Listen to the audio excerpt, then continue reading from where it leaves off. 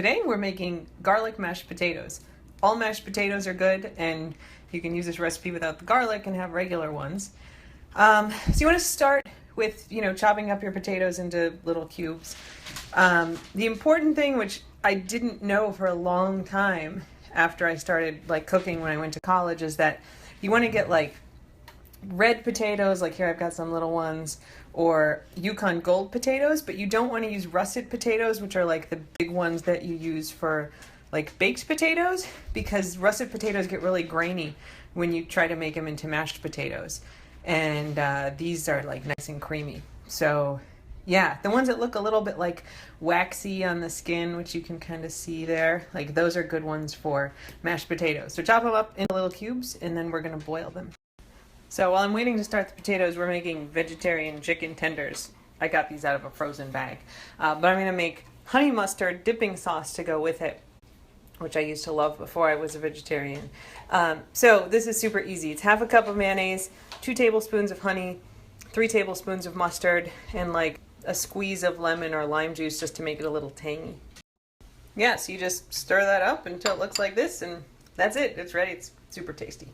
All right, back to the potatoes. We got our boiling water, and you're just gonna put your potatoes in there.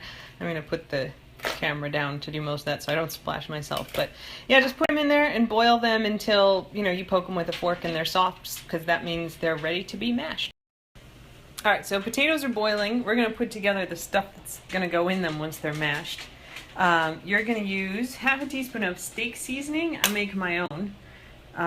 You can buy it at the store. If you don't want to buy that, you can just really use paprika and some red chili flakes. So half a teaspoon of that, half a teaspoon of garlic powder, and then we want 2 teaspoons of minced garlic. I'm going to mince up some actual garlic cloves, but if you don't have a mincer or you don't like to do that, you can buy a jar of minced garlic. I use this for a lot of cooking, if I'm making dishes that have it in it, because it's just way easier. But I like it a little bit better when I do it myself, so I'm going to smush those in a second.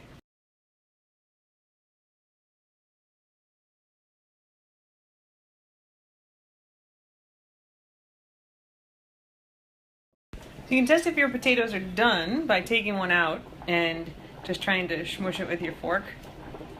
That's good. That smashes. So we're going to drain those in a colander and then mash them. Alright, so there's our drained potatoes. I just put them right back in the same pan that I cooked them in. Okay, so now we're going to mash them, and what you do here depends on how nice you want to be to yourself. I try to make our home meals kind of healthy, so I'm going to use just milk, probably a third of a cup. You can add more if you want to get them creamier. And I'll show you that as I mash them. And then butter, if you were making this for Thanksgiving dinner, if I were, I'd put in a whole stick of butter. I'm not going to do that at home because I would get fat. So I'm going to put in probably 2 tablespoons to start with, and then if it needs it, I'll put in a little more.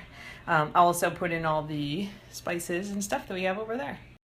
All right, so once it's all in there, you're going to mash it. You can do whatever you want to mash it. I actually have a potato masher like this that does a really good job of smashing them up.